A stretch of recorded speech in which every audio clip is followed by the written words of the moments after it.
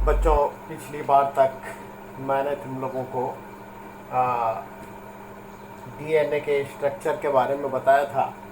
पुनः आज हमारी यह कक्षा प्रारंभ हो रही है और आज जो है मैं तुम्हें बताऊंगा DNA as a genetic material. DNA as a genetic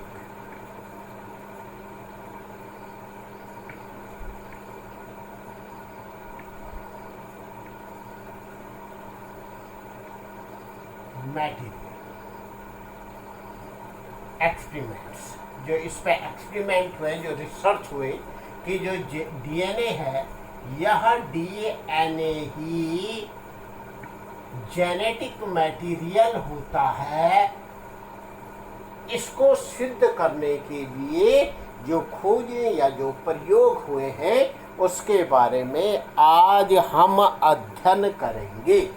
और जब यह जेनेटिक मटेरियल के रूप में डीएनए को प्रूव करने की बात आती है तो यहाँ पर दो एक्सपेरिमेंट्स का हम लोग मुख्य रूप से उसे उद्धृत करते हैं, या दो जो एक्सपेरिमेंट है उनको मुख्य रूप से बताते हैं। पहला जो है वो है ग्रिफिथ के प्रयोग और दूसरा जो है वो हर्शी और चेज के प्रयोग, जो कि ये सिद्ध करते हैं कि जो डीएनए है वह जेनेटिक मटेरियल होता है। देखो, इसमें सबसे पहले आज जो हम पढ़ेंगे वो ग्रिफिथ के प्रयोग के बारे में पढ़ेंगे।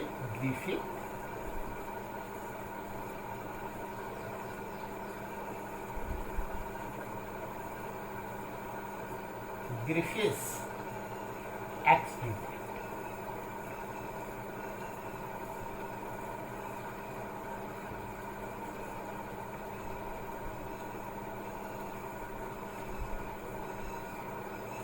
जो ग्रिफिथ था, इस ग्रिफिथ ने 1928 में क्या किया, अपने प्रयोग को किया।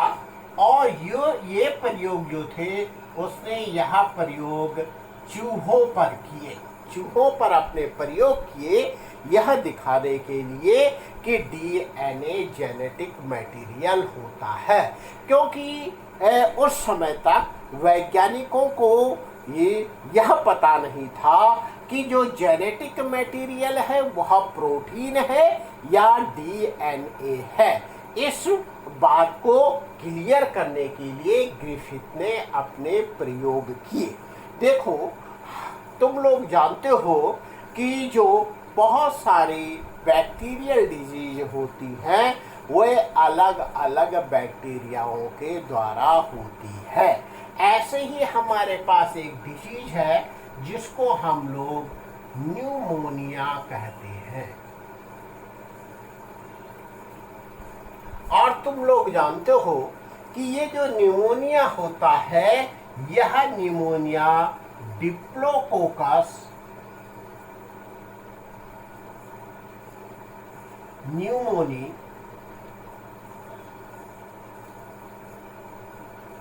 डिप्लोकोकस न्यूमोनी के द्वारा क्या होता है, फैलाया जाता है। कहीं कहीं तुम इसे स्ट्रेप्टोकोकस न्यूमोनी नाम भी पढ़ोगे। तो ये जो डिप्लोकोकस न्यूमोनी होता है यह केवल मनुष्यों में ही नहीं अपितु चूहों में भी न्यूमोनिया रोग का कारक होता है। अब यहाँ पर जो है, जो चूहों में जो यह न्यूमोनिया रोग होता है, इस न्यूमोनिया रोग को फैलाने वाले दो प्रकार के स्ट्रेन्स होते हैं।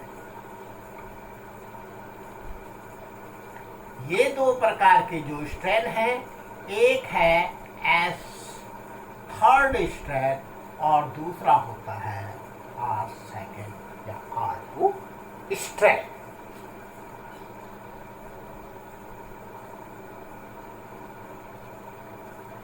जो एस थर्ड स्ट्रैंड है यह ब्राइट होता है, चमकीला होता है, और ये जो आर सेकंड है ये रफ या डल होता है, रफ या डल होता है, क्योंकि यहाँ पर जो है कुछ जो म्यूकोसैकेराइड्स होते हैं वह पाए जाते हैं। और म्यूकस तुम लोग जानते हो कि यहाँ पर म्यूकस वाली सतह होती है वह क्या होती है, चमकीली होती है। अब यह जो हमारे पास एस स्ट्रेन है या एस थर्ड स्ट्रेन है, यह चूहों के लिए घातक स्ट्रेन होता है, घातक प्रकार के न्यूमोनिया को उत्पन्न करता है, और इसके विष के कारण इसको हम लोग वायरुलेंट स्ट्रेन कहते हैं। जबकि जो आर सेकंड है यह जो होता है यह नॉन वायरुलेंट होता है।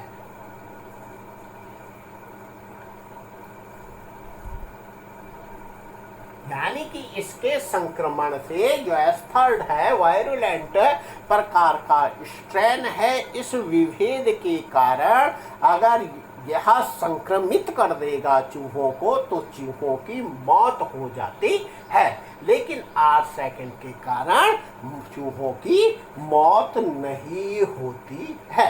अब इन्हीं के आधार पे ग्रिफिथ ने चूहों पर अपने प्रयोग किए।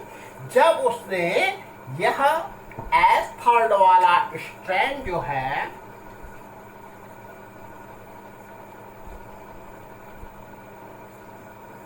इस स्ट्रेन को ले करके और इसको इंजेक्ट करा दिया, इसे इंजेक्ट करा दिया गया, किसमें, जो माइस होते हैं इन चूहों में जो है, इसने क्या करा दिया इसको, जब इसके भीतर इसको इंजेक्ट कराया गया तो इनकी क्या हो गई,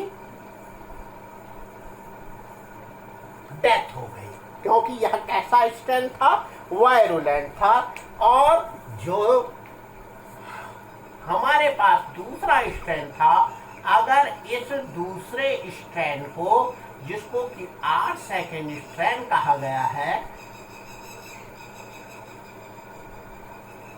या नॉन वायरुलेंट जो था, रफ टाइप का, जब इसको क्या किया गया, चूहों में इंजेक्ट कराया गया, तो ये जो चूहे थे ये क्या रहे, जीवित रहे, ये सरवाइव करे, लाइव रहे। अब उसके बाद अगले जो स्टेप था, अगले चरण पे उन्होंने क्या किया कि ये वाला जो हमारे पास यह एस थर्ड स्ट्रेन था, इस एस थर्ड स्ट्रेन को इन्होंने हीट दी,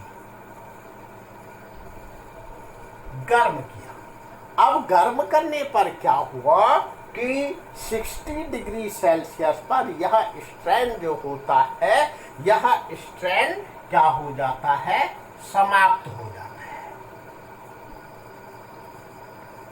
और इस स्ट्रेन को जब इन्होंने क्या किया,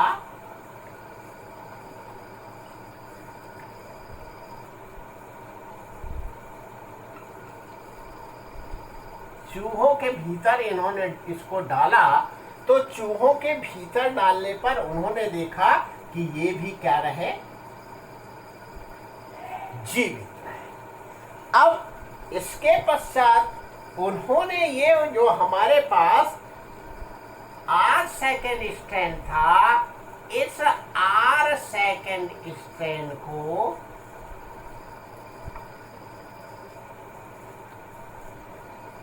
किसके साथ जो है मिला दिया, इसको यहाँ पर ये वाले जो heated and killed S third strain थे, इस एस थर्ड स्ट्रेन के साथ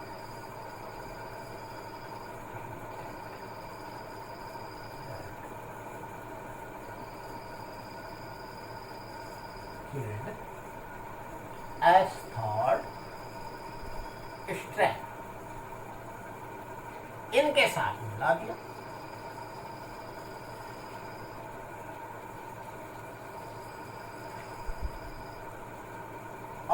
इसको जो है क्या कर दिया गया, चूहों में इसको डाला गया।